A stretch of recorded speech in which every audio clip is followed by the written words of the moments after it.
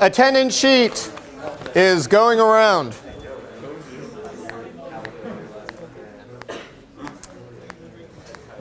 I thought I would start by pulling up the schedule. Okay, if you look at the schedule, we've reached kind of a critical juncture here in the course. We're through 4 full weeks of the course. You guys have been in college at least a month, okay? Whether you're direct from high school or a continuing student, at least a month. And so hopefully we've worked out a lot of adjustments, getting settled in, ready to go. As we talked about last week, the first exam's coming up. It covers everything through the first 4 weeks of the course. The last material that is fair game for the exam is right here, complex numbers. That is the material that is for homework number 4. Homework number 4 is due end of this week on Friday. There is no separate MATLAB homework this week. You probably noticed no new MATLAB homework posted. It's because the labs this week are the MATLAB supplements, and we didn't want to overkill you on the MATLAB. Okay, so it's kind of a, work on a MATLAB supplement, get that turned in with regular lab. We'll move on with new MATLAB next week. Okay, and here it is, exam number 1, which is 1 week from tomorrow. Okay, regularly scheduled time, 8 o'clock to 10 o'clock p.m. We're going to be over in Ullman 109. I will send out an email, so you all have in writing exactly the location and the procedures. I also recognize, again, we've got students that have things like chemistry lab or they've got some other academic commitment at the time of the exam, and that's okay. We've got makeup procedures and things that'll be included in the email. Okay, so look for an email probably tomorrow sometime to talk about that. Okay, but either way, the exam number 1 next week, 5 problems, 20 points apiece. Topics are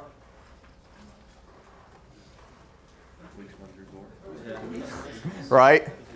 5 problems, lines, quadratic equations, trigonometry, 2-link robot kind of things, all right? Vectors, I can't do this one. Vectors, okay, and complex numbers, right? And so that's it. 5 problems, 20 points apiece. 3 prior exams are posted. Again, recommended procedure is focus this week on doing homework number 4. Make sure you understand the complex numbers. It's 20 points out of 100 will be that type of thing. Once that's done, start thinking about the exam next week. Okay, best thing to do is go ahead and use the crib sheet. Get your crib sheet prepared first. Okay, and then sometime over the weekend, sit down and take one of these exams, right? Like your initial assessment. Where are you? Do you feel ready to go? Okay. The exam, I'm going to send an email with all the details about this exam. Okay, so you'll have it in writing, but we're going to be in 109 Ullman Hall. Okay, it seats like 400. We'll get everybody in there at once. Okay, I will kick the exam off. Will I? Actually, I think I'm going to be on an airplane. All right, so one of the other instructors will kick the exam off, and then we'll have at least 3 or 4 proctors there also. Okay, so we'll have lots of TA staff available in the room and get you guys all going. Okay, and the makeup procedures are, we do that the next day during business hours on Thursday. Okay, so if you have a conflict, we will have specific instructions on what to do about that. Okay, so yeah, so 5 problems, right? Lines, quadratics, trigonometry, vectors, complex numbers. So plan is get the complex numbers homework done this weekend, sit down and get an assessment yourself of where you are, right? And that way next week you still have an opportunity to sort out whatever needs to be sorted out. All right, so try and take one of these exams, see where you are, take a look at my solutions. Did you get most of it right? Could you do this thing on your own? Okay, and then you still got 2 more exams left to do it again 2 more times. All right, and the best way to do this is get a sense, like, would I fail it if I took it right now? Well, if you would, that's fine. You still have, Monday, Tuesday, and Wednesday to get it sorted out. All right, and so the review sessions, I'll put information for that also in an email, but I believe we're going to have Sunday night, Monday night, and Tuesday night review sessions by the TAs. Okay, and so lots of opportunity there, plus your recitations, plus all the regular office hours being held. Okay, so the idea is like get an assessment so that you're not surprised about where you are going into the exam, and then do whatever you need to do between the time that you make that assessment and the time that you take the exam. I want everybody in here to know what their grade is going to be within 1 letter grade. You should know if you think you're going to get an A, you'll walk out of there with at least a B. Okay? But if you think you're going to fail, you won't walk out of there with better than a D. Right? And it pretty much works that way. So, and if you think you're kind of like, I'm shooting for a C, that's a dangerous game. You know, you can get a B or a D if you're shooting for a C. Okay, so the thing is, just anybody that's comfortable working 5 of these problems with just the 8 of their crib sheet is well prepared for the exam. Okay, and people that aren't comfortable doing that are not going to be well prepared. No surprises, no exam anxiety, no panic. Just walk in there and get the business done. Okay, are we good? We're moving on. What I'm covering today, this week, it's not fair game for this exam. It'll be on the next exam, which is way off front end of November. Okay, so we got plenty of time to move forward. And it's still, if you look at the schedule here, this week is sinusoids and harmonic signals. Okay, and so essentially, not just sines and cosines, right, as reference angles that we can then use in 1 and 2 link robots and vectors and complex numbers, okay? But now thinking about the dynamics, right? Maybe thinking about a 1 link robot that rotates in time with a certain frequency, right? And the idea of thinking about how can we plot position of the tip as now a function of time, right? And how that is used in a variety of different engineering applications. So everything from alternating circuits that are sinusoidal to solutions to mechanical systems that are oscillating and vibrating in dynamics. Okay, understanding sinusoids and signals, it's just more trigonometry, but it's really important stuff. Okay, questions on the big picture before we move forward? Okay.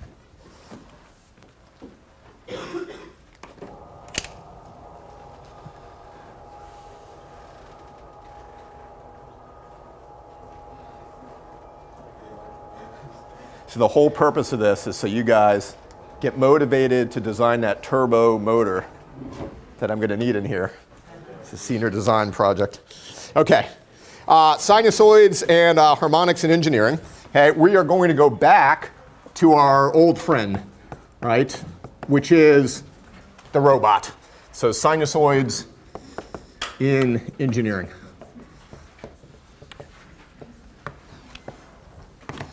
Okay, and so what if I want to look at, the x and y components,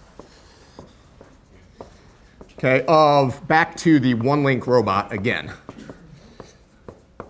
Okay, but now when I think about the components of the 1 link robot,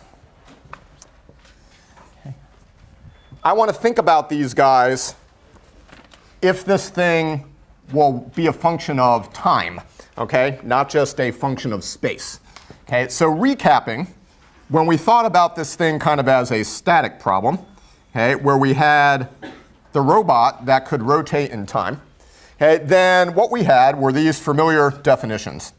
Angle theta, right, relative to the x-axis, okay, and then we had coordinates at the end, right, this is the point P, x, y, right, where x is the adjacent leg, and y is the opposite leg. Okay, and if the length of this is L, then who can tell me how would I express x in terms of L and theta? It's L cosine theta. All right, so x is equal to L times the cosine theta. How about y? Same idea, but now it's the opposite side, so it's L times the sine of theta. Okay, and so the first thing I'm going to do, right, and where we're going to head with this is thinking about this as a dynamic problem where it's rotating in time. Okay, but the first thing I want to do is make sure that we understand, how do we even plot x and y as functions now of theta.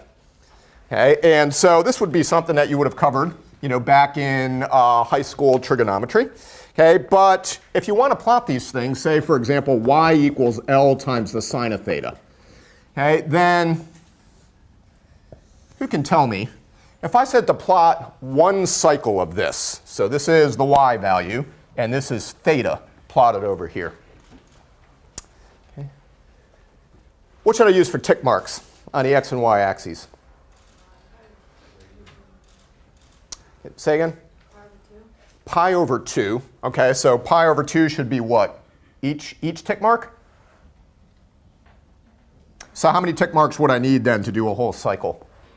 4 tick marks. Okay, so easiest way to do this and get a nice looking function. So we'll say this is the whole thing, and then we can break it in half. So you're saying basically I've got 4 tick marks.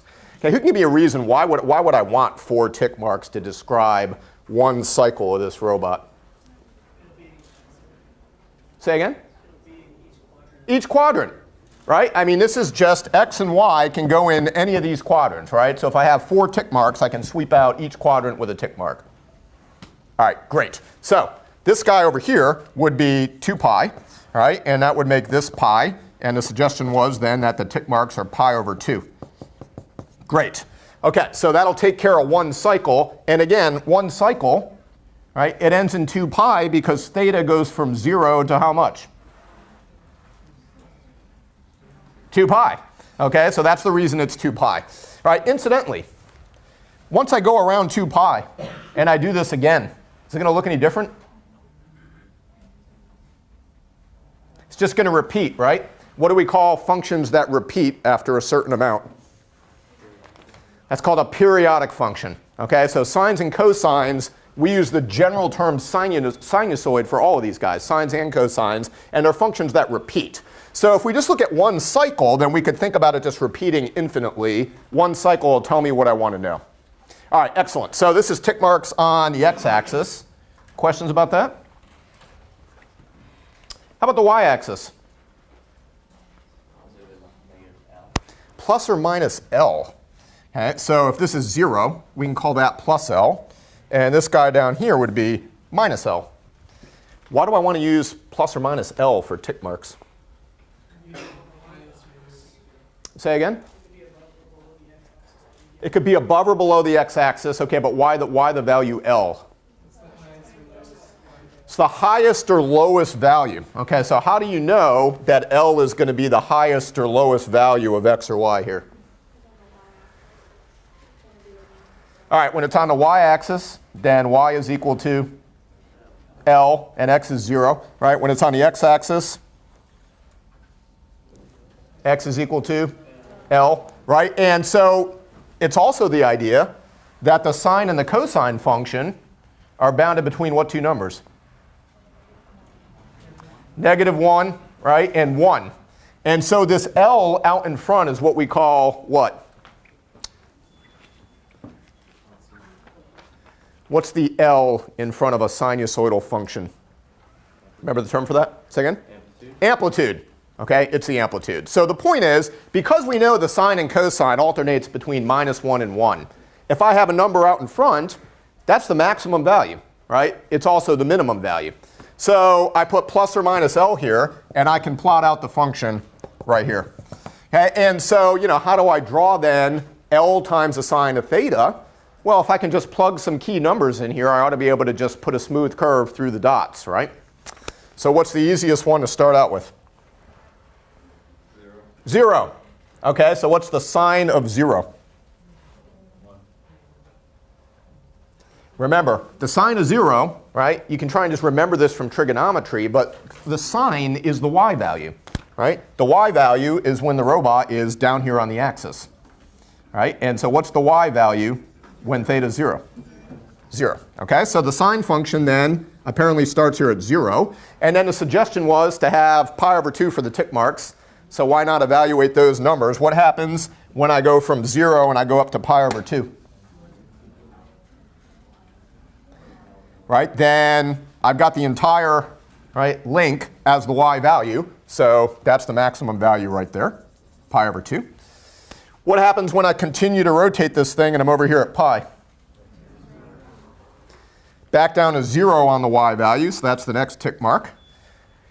Where's 3 pi over 2? 270 degrees, right? So I'm still going. Now I'm straight up and down here. So now it's negative, right? Size of the length. So I'm down here at minus L. And then what happens when I come full circle and I'm all the way back here at 0? I'm back at 0. Okay, so this is what the sine function looks like, the sine of theta, right? And it is a smooth curve, right, that connects these dots, one cycle. Questions about the sine curve? It's a Klingbeil theorem here. Okay. All right, excellent. What about the x component? If I did x is equal to L times the cosine theta. What's the difference in the plot going to be? How about the max and min values? Is that any different? Max and min values is the same. So this is 0. Same idea. I'll go to plus L, and I'll go down here to minus L. How about the tick marks on the x-axis? Same thing, right? I'm still looking at a function that repeats every time around, right? So if this is pi and this is 2 pi, okay, then I'm going to want to look at the quadrants, pi over 2, right, and 3 pi over 2. Okay, and so now I just want to start thinking about what is going to be the value of the cosine of theta, theta here, okay, at each one of these tick marks. So theta equals 0. Robot's down here. Yeah, now I'm at L right away. Okay, and so we'll put our max and min values here like this. And at 0, it looks like I'm starting all the way up here. Okay, how about the first tick mark, pi over 2? All right, x component 0 at pi over 2. So I'm down to here. How about when I rotate over to pi? Link's over here. Yeah, now x is negative L, so I hit the minimum right here under pi. Okay, and 3 pi over 2, 270 degrees right here. No x value there, so I'm back to here. Okay, and then what happens when I come full circle and I'm all the way over here at 2 pi? All right, same thing as I was, right? Back at 2 pi, I'm all the way up here. Okay, and so what does this function look like? Same thing. Put a smooth curve through here, right? And I get the answer for the cosine function. Incidentally, if I kept going, say, like this, take a look at those curves right and left. What's the difference between the two? It's shifted over, right? Right? It seems like what? That the cosine of a number here is the same as the sine of that number if I add what to that number? Pi over 2. Right? And so right away, it's why we call these sinusoids. It's the same thing. Right? A sine and a cosine is the same thing shifted over by 1 quadrant, right, on the circle. Okay, so that's it. So I've got 2 different functions dependent on theta. Okay, so a couple key points, okay, that you guys have already pointed out. Okay, both of these guys, y equals L sine theta and x equals L cosine theta, okay, are what we call periodic. Okay, and what that means is they repeat, right? It's the same thing over again, okay, every 2 pi. Every theta equals 2 pi.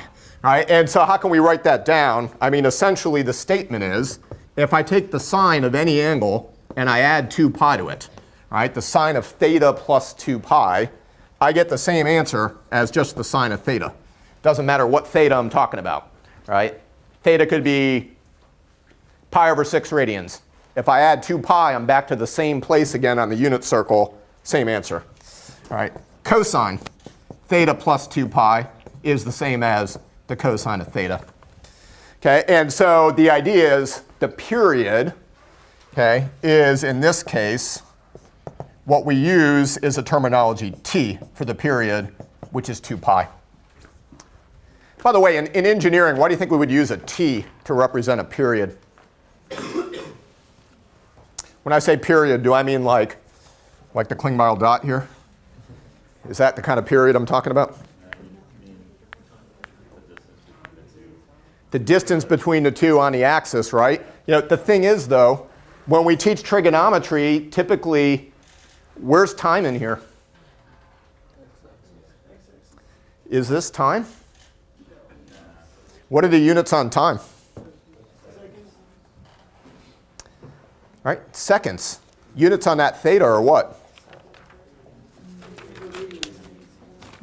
Right? These guys are dimensionless. This is radians. Okay? So I've got radians right here. So the thing is, we talk about a period, but when I'm talking about a function of theta, the whole idea of time isn't really in there. Okay? And where we're really going with this when we think about signals, alternating current, right, in the wall at a frequency of 60 hertz, that's a time issue. It's doing this in time. Okay? So we've got to make a shift between our thinking about theta and 4 quadrants and what happens now if things are changing in time. Okay? And that's where all really the interesting part happens. Okay? So now, let's suppose we're back to the same thing. Okay? And let's suppose that the theta is a function of time. Okay, so same sketch of the robot. Okay. So let's suppose now that the link rotates, okay, with an angular frequency. Okay, and the angular frequency will be omega, right? And that is radians per second. So this is the same idea of an omega that we talked about with complex numbers. Okay. Then think about this. If omega is how many radians this thing moves per second, right? So it's rotating around. Then at any point in time, how would I get the actual angle? How far away is it from the x-axis if it's moving omega radians per second?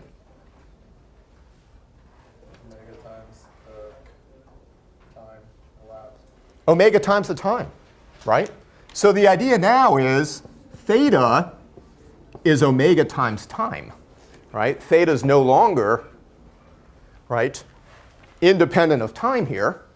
The units, radians per second on omega times time. Time is in what? Seconds. So I'm still getting radians, right? But the idea now is that I've got a frequency, omega t. Okay? And so what that means is if I start thinking about the way these functions are going to look now, right, I will get y, apparently, L sine theta, which becomes L sine of what? Omega t. Okay, and what about x? L cosine theta. L cosine of what?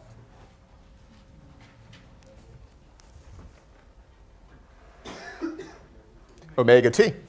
Okay, now, notational thing to point out. When I take the sine or the cosine, I think I mentioned this before, we do an awful lot of writing of sines and cosines on the board in engineering classrooms. Okay. If I were going to evaluate in MATLAB the sine of omega t, put in a number for omega, 2 pi, 3.6, whatever number you want. It's got to be clear this is in parentheses, right? The omega t is the argument of the sine and cosine function. Okay? In engineering, we very, very frequently don't put the parentheses there. Okay? It's a notational issue. If I've got sines and cosines all over my board, it's 2 extra things I got to write every time I write this down. So just to be crystal clear, if we write a sine or a cosine in here and it ends with a t, whatever's in front of the t is the angular frequency, all right? And the t is part of the argument, okay, of the sine and the cosine function. Is that clear? So it's shorthand notation. Okay, and so it's the sine of the quantity omega t. We'll usually leave off the parentheses. All right, so let's think about this now. What if I want to plot, okay, the x and y components? Maybe we'll just look at y. What if we want to plot the y component, okay, if this thing is now moving as a function of time? Okay, and let's do it if the robot starts at theta equals 0. Okay, so it starts at theta equals 0 at time t equals 0. Okay, and let's say that it takes a total of t equals 2 pi seconds, okay, to complete a cycle. Okay, so that's the statement. Okay, it takes 2 pi seconds to complete a cycle. So the question is, if I plot this now as a function of time, what function am I plotting? So first of all, right, y is supposed to be equal to this, L times the sine omega t.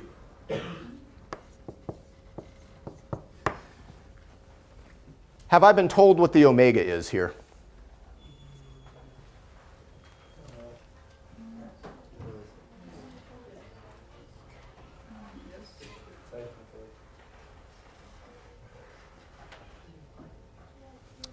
Since it takes 2 pi seconds to complete one cycle, you're going to have 2 pi radian over 2 pi seconds, so it's going to be, the angular frequency is going to be 1. Okay, so the idea is, the way this problem is stated, what I'm actually being told is how long it takes to complete a cycle. We've already defined what that is. Okay, it's on the board somewhere else. When I say it takes a certain amount of time to complete a cycle, what am I saying? That's the what? That's the period.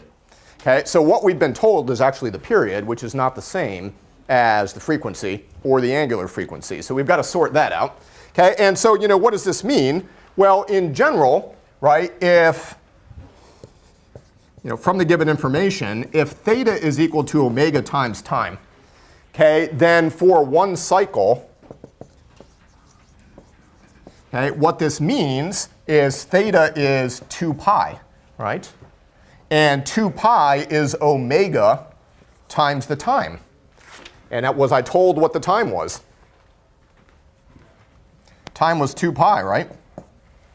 Okay, this is the time t. Okay, and so according to this, yeah, omega is 1 radian per second. Okay, and so the statement is, if it takes 2 pi seconds to complete a cycle, then it's 2 pi seconds to go 2 pi radians, and so I'm going 1 radian per second.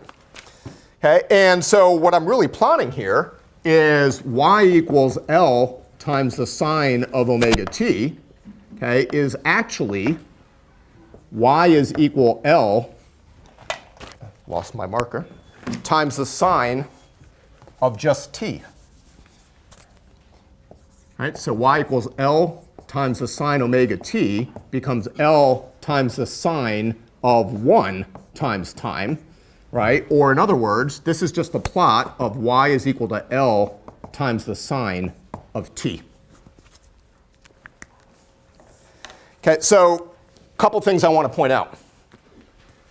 When we plot just the sine and cosine function, right, y equals L sine theta, x equals L cosine theta, and we plot it as a function of theta, that's the same as plotting it as a function of time if the angular frequency is 1 radian per second. All right, so the difference now is, if this is y, this axis is now time, which is in seconds. Okay, and same thing, it takes how long to complete one cycle? It takes 2 pi, right? So it's the same plot. This is 2 pi. Half of it would be pi. The other quadrants, pi over 2, 3 pi over 2. Right? And the amplitude is still plus or minus L. Right? So if this thing is moving in time and it is 1 radian per second for the frequency, then the plot looks exactly the same, right, as y equals L sine theta, except it's now sine of t. Okay? And so all the points are in the same spot. Okay? And the answer looks exactly the same. So the question is, what if this thing now is moving at a different frequency? Okay? And so before we do that, okay, let's think in general about how we could describe that from the given information.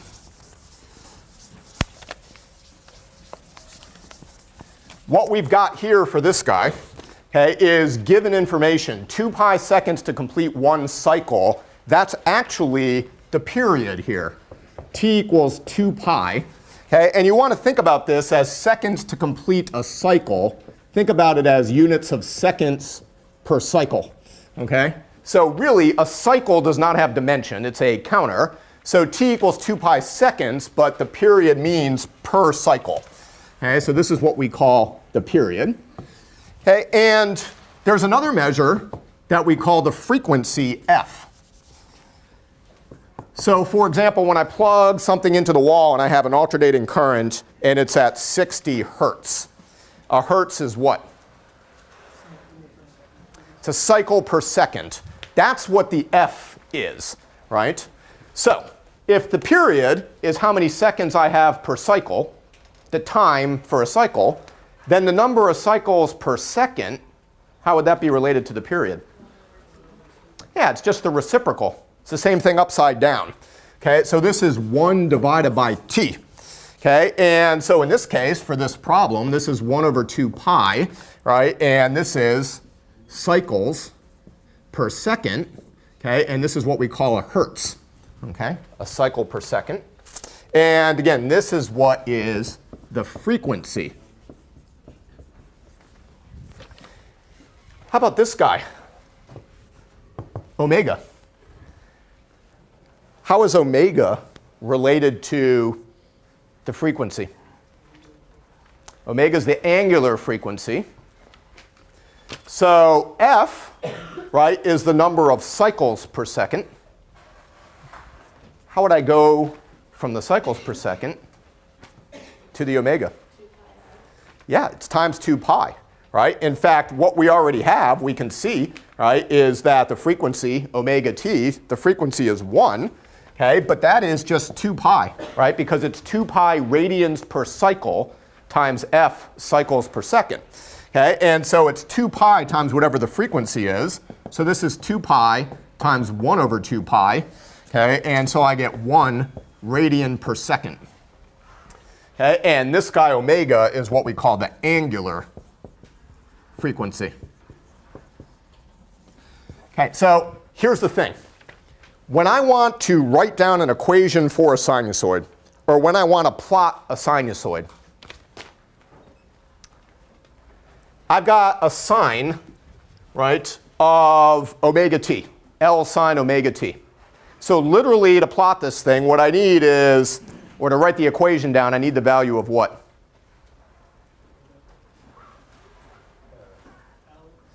L, and what else? Omega. Okay, t is the independent variable, right? So I can put the tick marks for t. But I need to know the omega. These guys are all giving me redundant information, right? Because if I'm given how long it takes for a cycle, I can figure out the omega, right? Because I've got the time for a cycle. The cycle is 2 pi radians. Okay? If I'm given the time, I can invert it and get the frequency. So it also means I could be given the frequency and go from that to the period. And of course, if I have the frequency, I can go from that to the angular frequency. Okay, so bottom line is any one out of these three is all the information that you need to write down the equation or to plot the graph of a sinusoid. Okay, but they're all, right, slightly different, and we want to have really relationships between them all. Okay, so a couple things to note. Right here, this is 1. Omega equals 2 pi f. If you are given the frequency, you compute, omega straight from that. But if f is 1 over t, then that also means what? How would I get omega if I'm given the period? Yeah, I could put 1 over t, right, for the f. And so this is also 2 pi divided by the period. Okay, so there's a relationship right there. Okay, and then finally, if I've given, the omega and I want to find the period, how would I get t in terms of omega?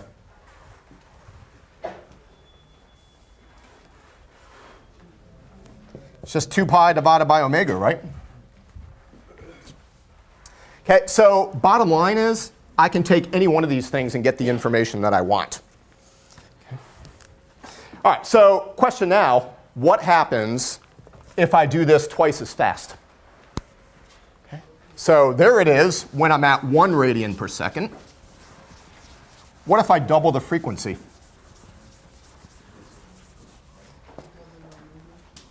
Yeah, so what if we double the frequency?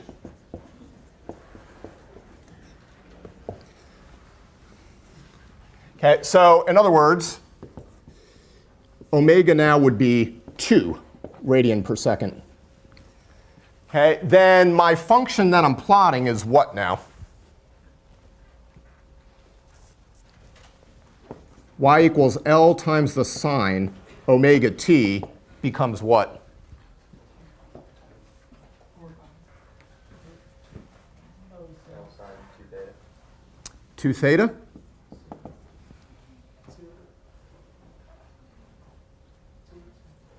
The sine of 2 what? T.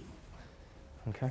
Again, the t is the last argument of the sine function, right? So this is in parentheses.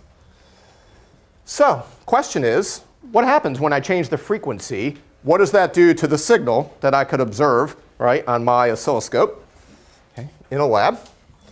Well, I don't know. What do you think? Say again? The values would be halved. So what do you mean by the values? What values? The point at pi would move to pi over 2. So the pi would move to pi over 2. And the other points would follow the example. Okay. So the idea is if the frequency is doubled, then what it means is I get how many cycles in the same amount of time? I get twice as many. The frequency is how many times does it happen? Incidentally, if I get twice as many cycles in the same amount of time, what does that do to the period?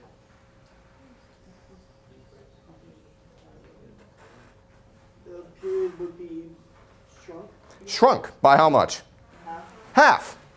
Okay, so the frequency just scales my period, right? Or I can think about it as the same time I had before and getting twice as many cycles in. Okay, so literally if I plot this over the same amount of time, right here, this is time over here in seconds, and I look at the same problem that I just had, where this is out here at 2 pi, and this guy is pi, then the old function, I was interested between pi over 2 and 3 pi over 2.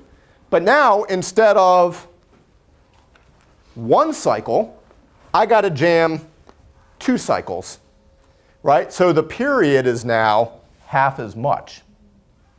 So here's a trick to plotting sinusoids of any frequency.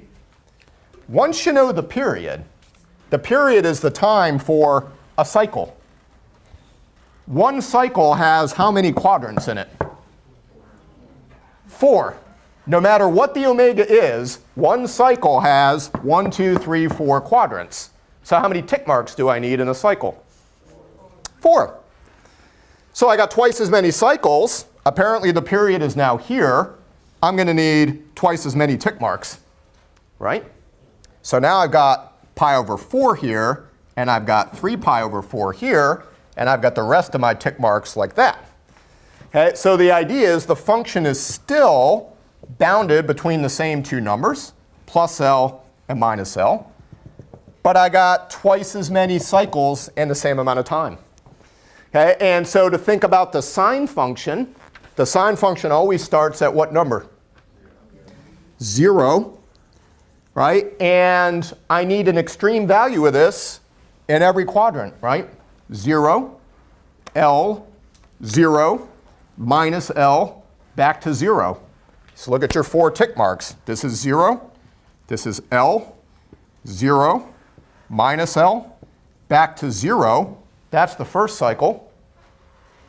Now it goes over again, right? Back to 0, up to L, back to 0, minus L, back to 0. Okay, so doubling the frequency means now, in the same amount of time, I'm going to jam 2 cycles in there instead of 1. Okay, and that is the effect of the omega on what the sinusoid looks like. But keep in mind now, I'm plotting y as a function of time now, not as a function of theta anymore, right? So this axis is measured in seconds. Okay. In general, in engineering, whether it's electric circuits, whether it's dynamics, when we look at sinusoidal solutions, we're generally talking about sinusoids in time. Okay, there's certain examples in solid mechanics and things, and even in some dynamics, where we think about spatial distribution that has sinusoidal shape. You know, like when you vibrate, for example, a beam, right? You can have the actual shape of the deformation be a spatial sinusoid, right? But the time of the oscillation, right, in vibrating structures can be time-dependent sinusoids. Okay? All right. Questions on the role of frequency?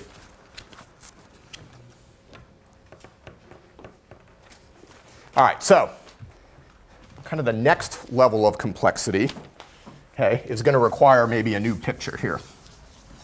Okay, and this is the part where, in general, my experience is high school trigonometry does not quite bring this one home. Okay, and in fact, neither does college trigonometry or calculus, because before we came up with this class, we kind of had to deal with students' inability to really understand this next concept at the junior and senior level. Okay, and so it's important stuff for us to understand. What if I have a sinusoid that doesn't just start at 0? Okay, and it'll become more apparent why that matters. But in fact, I guess I can cut to the chase on this. Anytime you have a solution to a dynamic system, whether it's electrical, whether it's mechanical, it's possible that you have solutions that are combinations of sines and cosines. Right? And sines and cosines, what's the difference between the two? They're shifted by how much? Pi over 2. Okay, so when you think about a combination of sines and cosines that are shifted by pi over 2, well, when you shift things over by pi over 2, you know, where the one is 0, the other one's a maximum, right? And then maybe they got different amplitudes, and it's not really obvious how to even add these things up. Okay, and so it turns out, kind of the punchline of this whole lecture is that when I have sines and cosines of the same frequency, very common solution to problems in engineering, okay, that I can express that in a way where I've got one sinusoid, okay, but it doesn't start at 0. Okay, it starts at a different number. We call that the phase shift. Okay, and being able to understand where does it start, what's the phase shift, what's the amplitude of the function, is what you need to know to answer important engineering questions. Okay, so the best way to bring this up is to think about the robot again, but not starting at 0. Okay, so let's suppose that the robot starts, okay, at a certain value of theta. Let's say theta naught at time t equals 0 is equal to pi over 8 radians. Okay, and that's at time t equals 0. Okay, and let's say it takes 1 second to complete a revolution. Okay, so 1 second to complete a single cycle.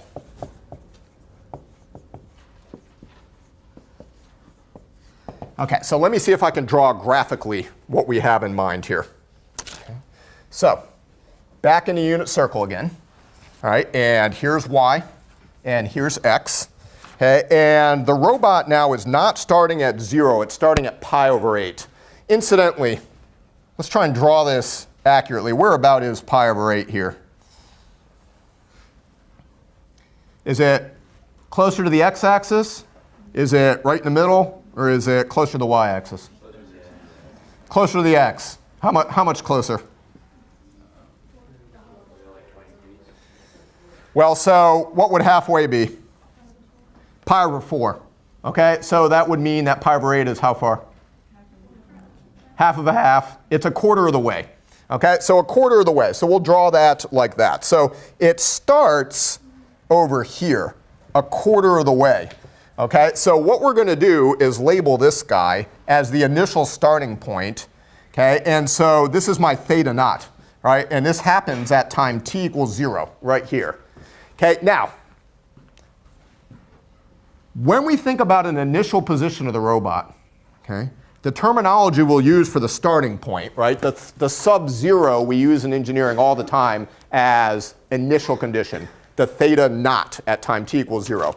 Okay, this is what we're going to see is actually the phase angle that we're going to label phi.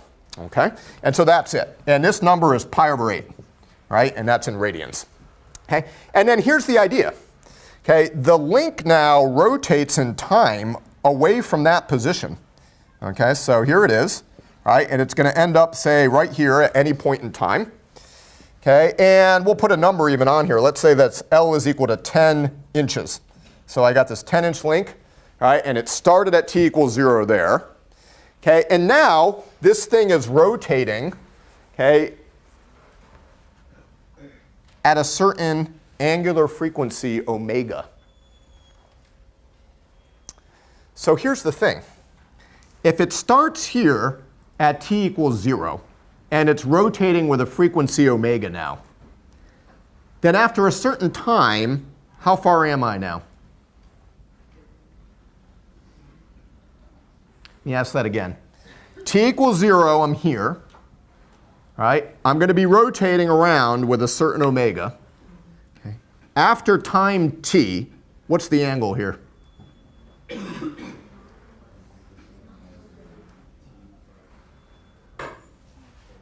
So I know the omega, right? It could be whatever. I didn't compute it yet, but whatever the omega is, right? Radians per second.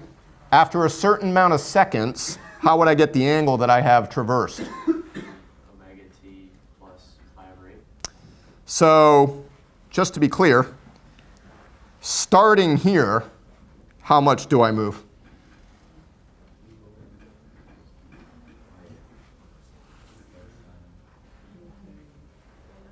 Okay, what you just told me, I would argue, is you just told me the entire angle here, right? How much is just this one? Here to here.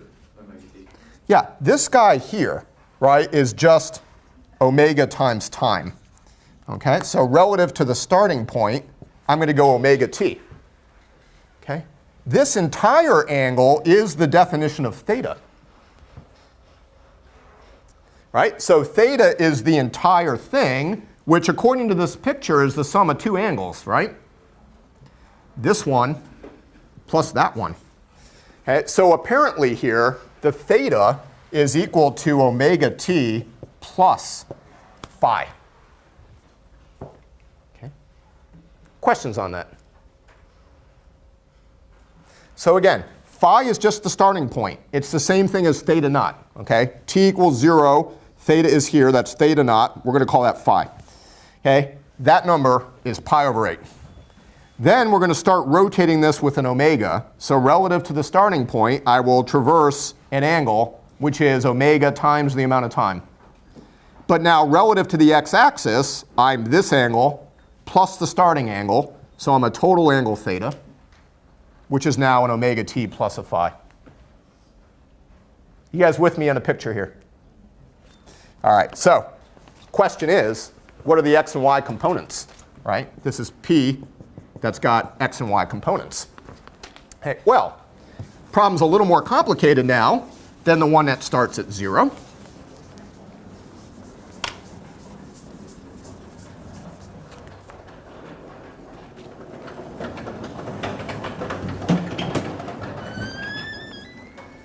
So at any time t,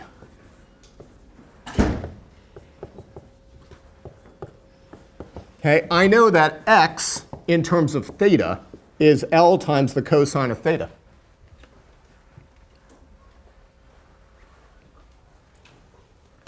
Okay, and so according to the picture, what's theta?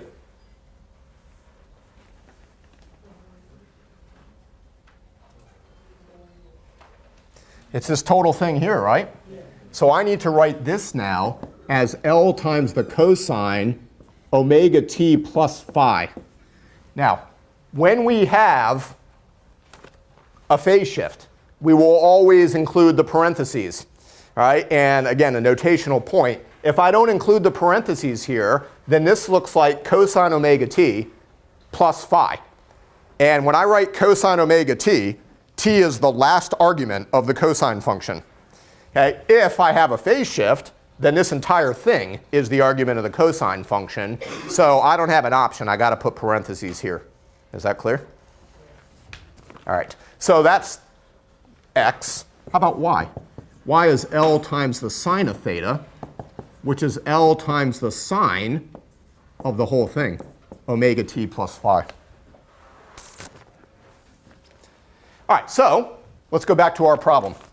Suppose the robot starts at theta naught is pi over 8 radians, right? This is what the phi is. Okay, and it takes 1 second to complete one cycle. That given information here, it's giving me one of these things, right? Is it giving me the frequency? Is it giving me the angular frequency? Is it giving me the period?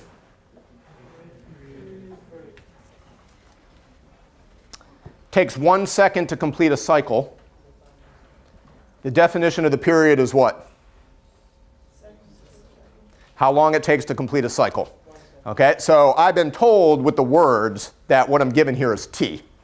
Okay, so here, for this problem, t is equal to 1. So as soon as I have the t, I can get what I need to write this down. To write this down, I need what?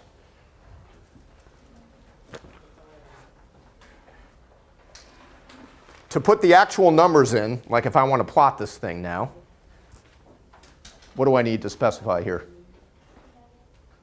I need the omega, right? So I need the amplitude L. I need the angular frequency omega. I need the phase angle phi. Okay, so t is equal to 1, right? And that is second. So I can get the omega, right? How do I get the omega given the t? Yeah, right? It's going to be 2 pi divided by t. Okay, and so if t is just equal to 1, then I'm moving at 2 pi radians per second. Great. What about the L? Was I given the L? Yeah, I got 10 inches right there.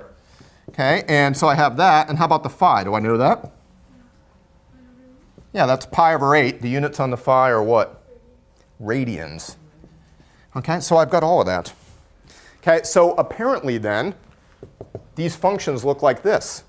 X would be L, that's going to be 10, times the cosine of omega t plus phi. It's going to be 2 pi t plus pi over 8. And then y is equal to the amplitude 10 times the sine omega t plus phi. So I've got the sine 2 pi t plus pi over 8.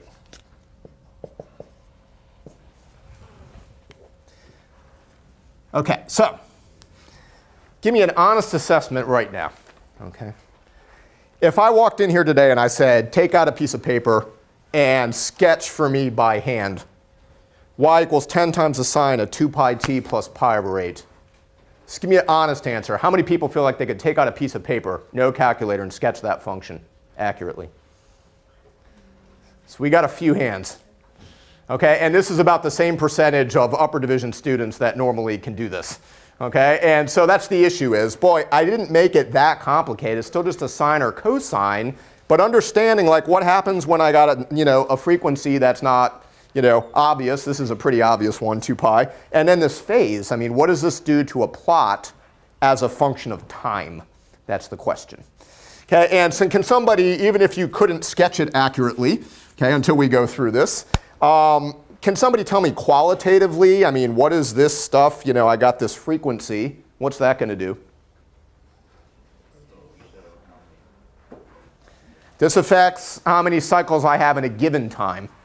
Okay, so if I said I'm going to plot one cycle of this, then literally on the plot, this thing affects what?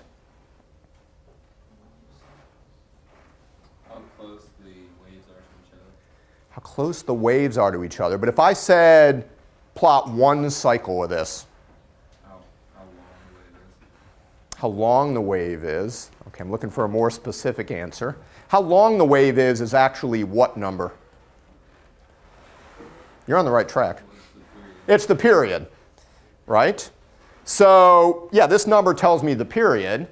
And so if I'm going to plot, the period tells me what on the plot? I mean, you got to pull out a piece of paper and sketch this, right? So the period tells you what that you're going to put on the plot. What about the x-axis? Say what? The tick marks. The tick marks. This tells you the tick marks.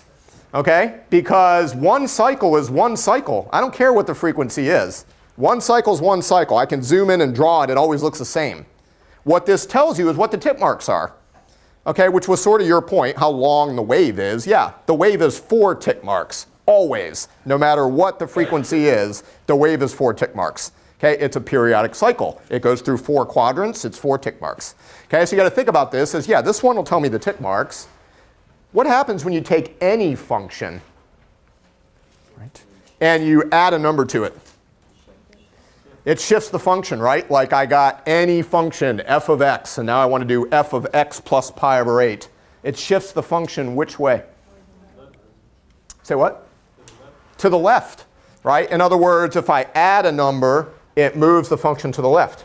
Because every single point on this plot is the same number as a function at that point plus pi over 8, right? So it takes the original and scooches it left. If this were a minus, it would do what? It would scooch it right. So I got a qualitative sense, right? It tells me what the tip marks are. It shifts the function over. So now the question is, can I put numbers on it, right, and get the right tick marks? And can I identify the shift? Right? And so, this shift is in units of what? Radians. This is a phase angle. When I plot this thing as a function of time, the shift on that graph will be in units of what? Seconds. Okay, so again, in engineering, we're not living in the unit circle and angles theta. We're living in sinusoidal signals in time. When I plot this thing, I want to understand how much it moves in time. Okay, so I want the time shift. So I would argue that going straight from here, right, from the given information, right, you can use a pretty methodical approach to identify one cycle, put the correct tick marks, understand how this shifts you in time, and then you can plot this thing. Okay? So let's see if we can give that a go. All right, let's go ahead and plot the y component. Y is equal to 10, right, times the sine of 2 pi t plus pi over 8. Okay, and so here we go. This is y. This is time. Okay, and so first thing, do I know what the tick marks ought to be, say, on the y-axis?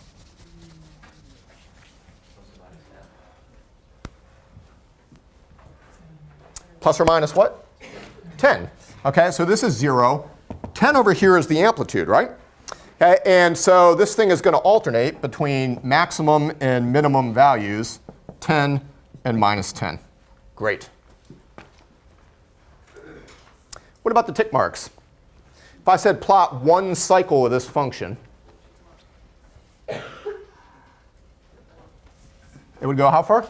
I need 4 tick marks. OK, that's true, right? One cycle of any sinusoid, I want 4 tick marks.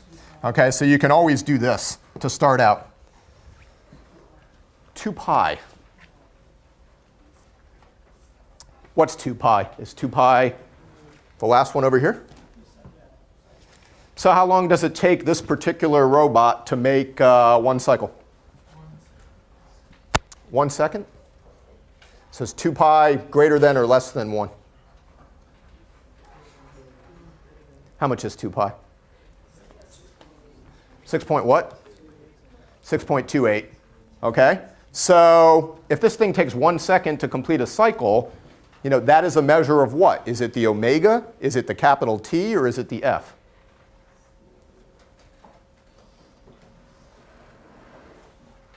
Here's the thing. If I'm plotting one cycle, and this is time over here, right? Time in seconds. Then the 4th tick mark here is always what? Multiple choice. Is it omega? Is it capital T? Or is it F? It's capital T, right? The definition of the period is how long it takes for a cycle. Right? So to plot any sinusoid, if you know the omega, you calculate the period, 2 pi over omega. In this case, the period is how much? Right here, right? So apparently, this number is 1.0. Okay? This is the period t. Okay? No matter what the period was, that's the 4th tick mark over here. right? The period t. Okay? And then, how do I get the other 4 tick marks? Well, it's a quarter of it, right? So this is 1. So this is going to be a half. This is a quarter. This is 3/4. Okay? Great. So, what do I do with this shift?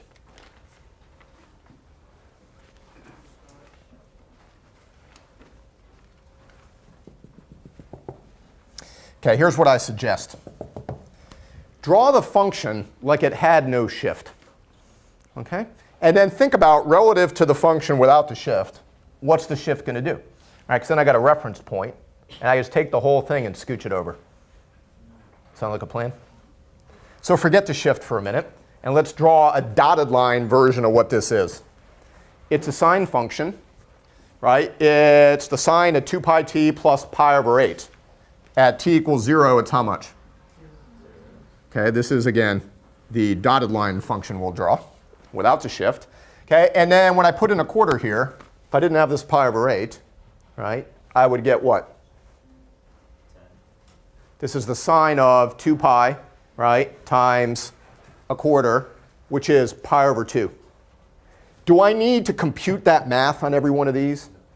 No. Right? It doesn't matter what the frequency is. Identify the period. This is quadrant 1, quadrant 2, quadrant 3, quadrant 4. Right? And so identify the period, put 4 tick marks down, and the maximum value is here. Right? It's a sinusoid. Sine function starts at 0, goes to maximum, back through 0, down to minimum, and back over here. You can do a sanity check and double check the number that you put in here. Like if I put in a half, then I get 2 pi times a half is how much? Pi.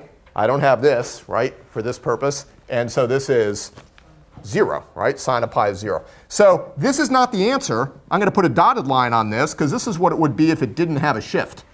Okay? And so now the question is, what does an angle pi over 8 do in time? Right? So phi, right, is pi over 8.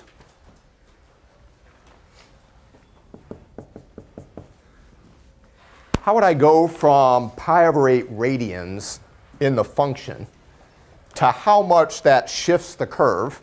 Which way is the curve going, right or left? It's going left. How would I determine how much this radians makes the time shift right to left? We had like 6 or 7 people said they could plot this thing, right? One of those people want to give this a shot? Go ahead.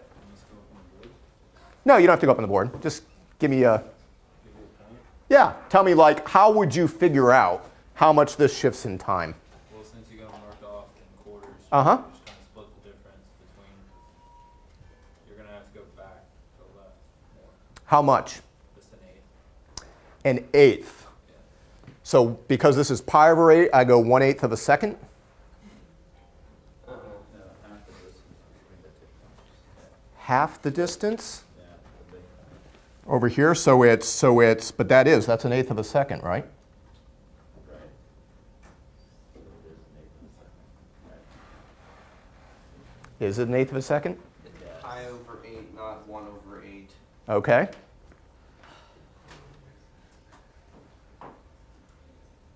What do you think? Let me ask you this. If I went half of this distance, how much of a quadrant is that?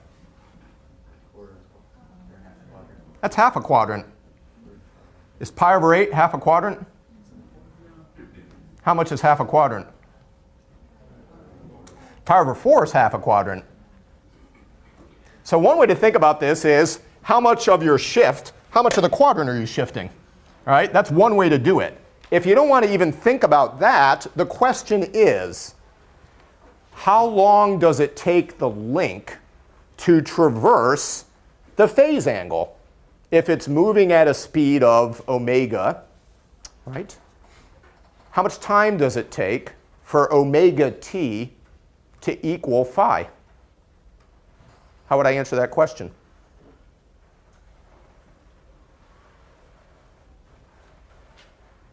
Who's buried in Grant's tomb? Grant. Okay. How much time does it take for omega t to traverse phi?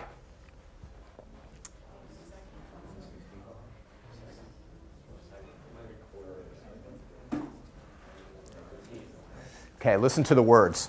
Okay. How much time would it take for omega t to equal phi?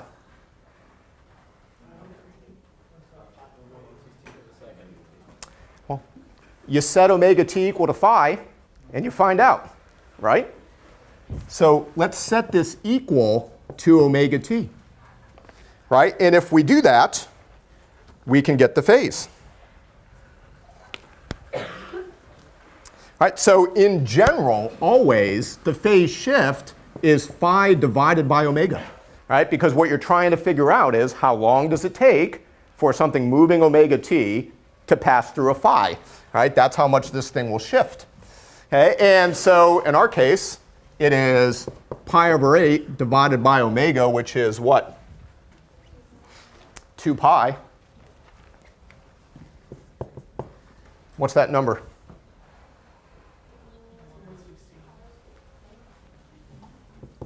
1 divided by 16, right? Incidentally, pi over 8 is how much of a quadrant? It's a fourth of a quadrant, right? This is a quadrant. In time, a fourth of a fourth is how much? A 16th. Okay, so I've just given you two options to think about the phase shift. One way is just to look at the angle and say how much of a quadrant is that? Whatever percentage of a quadrant that is, that's how much a percentage of a tick mark you move. And you could just do the calculation. Or you can just always remember this. What I'm really doing is setting phi equal to omega t, and I'm solving for t. Okay? T is always the phi divided by the omega. That's the time it takes for the link to traverse through that initial value. That's the reason it's shifted by that amount. You guys with me? So once you know t equals 1/16, so t equals 1/16 is the time shift, right? And so a phase angle results in a time shift on the graph, sometimes also called a phase shift. We usually use the word shift to mean we're talking about time. All right, so what does that actually do to this plot then? How would I, if I know it's 1/16, how do I actually do this scooch here? Move to the left 1/16. Yeah, and so to draw this by hand, why not just take every single dot that I drew? I got a dot at the starting point and each quadrant, and just move every dot by 1/16 and then draw a new smooth curve. Okay, if I want to get that accurately, right, I actually got to take this one and move it negative, okay, right here. And then this one moves 1/16 is how much of the way here? A quarter of the way, so not halfway, but about a quarter of the way. And then this one scooches over a quarter of the way. And this one scooches over a quarter of the way. And that scooches over a quarter of the way. Okay, and the only thing I might want to know is, like, where does this thing intersect the axis over here? Can I get a number for that? Let me draw it first. Right, this is the sketch, like this. This is the solid curve. Right, every one of the points on the entire curve is shifted by 1/16 of a second. Right, and a way that you can label this, like on exam number 2 in November, okay, is you would come in here and label the shift t equals 1/16 seconds, like that. Okay, and that's the same number whether you label it down there or whether you come and you label it right here, t equals 1/16 seconds. That is the shift of the graph. How would I get this number right here? All right, if we're going to try and be accurate, we should probably put that where it goes. Plug in 0 for t. So we can do this on the calculator right now, right? Isn't this number 10 times the sine of pi over 8, right? T equals 0. This is the sine of pi over 8. Somebody give me a decimal. 3.83. So can I get corroboration on that? I'll write that 10 sine pi over 8, which is 3.83. Okay, so the way I drew it, it looks to be a little off, right? This actually is a little bit lower down here, less than half the way. Okay. Questions? Sinusoid with a phase shift. So look, it's a procedure, because you're going to have to draw one cycle of a sinusoid with a phase shift on the second exam. Okay, you're going to ask you to do that. What's the procedure? Procedure is find the period, right? So you're going to have either an equation or words that tell you what's going on. Identify the period. Once you have the period, you got how many tick marks? 4 tick marks, 1 for every quadrant, right? So once I have the period and I get the tick marks, then I know I connect a smooth function with maximum minimum values, which are the amplitude. And then I'll go ahead and draw it first without a phase shift on it with a dotted line. And then I say, how much does the graph get shifted? I look at the phase angle. I say, how much of a quadrant is that? Or I just say, omega t is equal to phi, solve for time. Okay? 2 different ways to think about it, and that's it. Shift the graph. It's really not difficult, but thinking about it in a methodical way is the key. Identify the period, put 4 tick marks on there. All right, let me work out a brief problem that would be similar to something that you'll see on the exam, okay, to make sure you've got all these concepts down. I'm going to look at harmonic motion of a spring mass system, okay, and let's see if we can identify all these guys.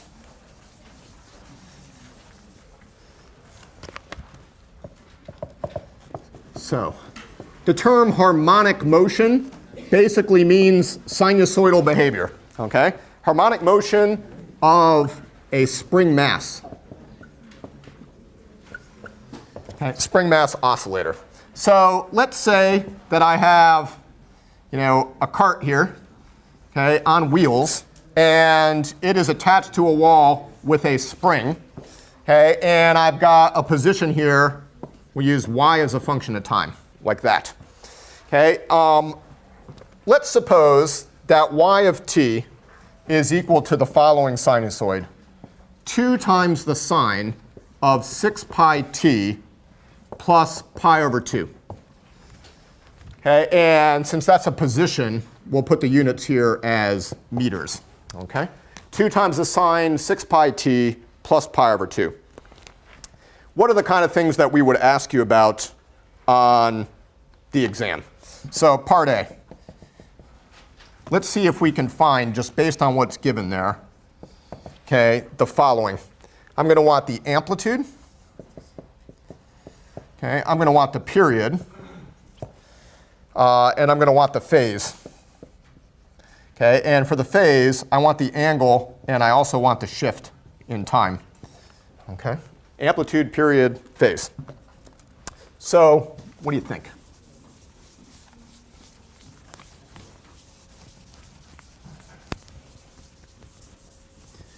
Okay, for any one of these sinusoids, the most general sinusoid, okay, I can always write it in the same general form.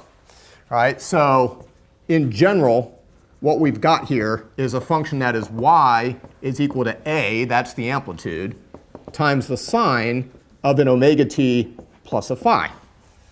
Okay, and so just from that form, I can compare that to what I've been given. In this case, I've got y is equal to 2 times the sine, okay, of 6 pi t plus pi over 2.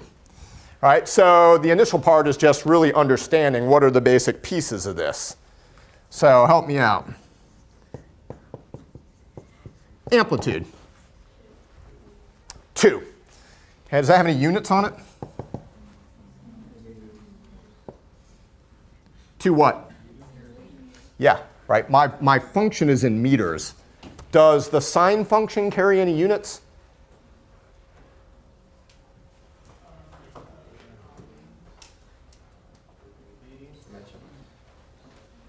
What's inside the sine function is in what units? Radians. When I take the sine of a certain number of radians and I get a number out, does that have units? Degrees? It doesn't, right? I mean, the sine is a ratio. It's the opposite side divided by the hypotenuse. The units cancel out, right? No units. So if this doesn't have units, the units have to be contained where? In the amplitude, right? The length of the link is the units, 10 inches. Okay, here, different problem, but it's 2. So it's 2, and the units are meters. Got to put that on there. Great, that's the amplitude. How about the period?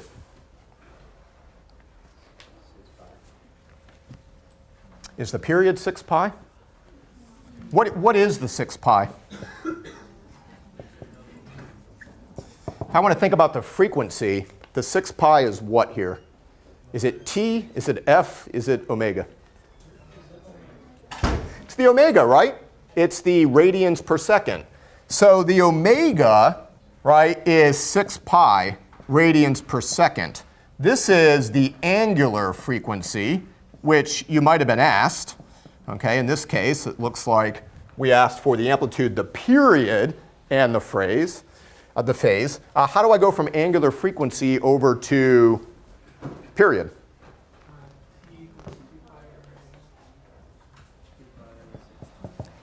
So let's go ahead and just write them all down, right? Omega is 2 pi f, so I can get the f. Right? This means what?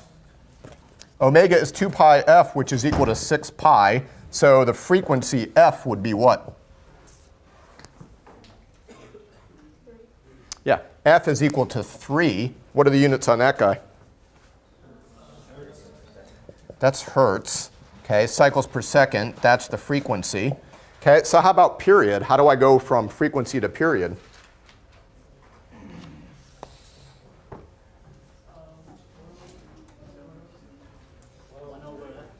It's 1 over f, right? F is equal to 1 over t, which means that t is equal to 1 over f, which is 1/3 seconds. Okay, so apparently this thing completes a cycle in 1/3 of 1 second. How about the phase angle? Yeah, I can see by writing the function down, right, what the phase angle is. Okay, so phi is equal to pi over 2. What are the units on that? Pi over 2 radians. Okay, great. What about the shift?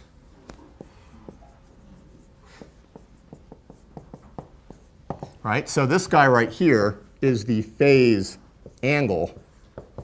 The phase shift is an amount of time, right? So how do I go from the phi to the amount of time? Yeah, right, I set phi is equal to omega t, right? What's the time it takes for this thing moving at a certain frequency to traverse that much of an angle? The answer is t is phi divided by omega. Do I have phi and omega? Yep, I got pi over 2, right, divided by 6 pi. What's that equal? It's 1/12 of a second, right? Okay, so 1/12 of a second for the time shift. Okay, great. So pretty much everything we could ask to be computed, right? Amplitude, period, frequency, phase shift. I don't want to rush through the last couple points. I'm going to ask 2 more questions about this problem next time, okay? And so we'll go from there.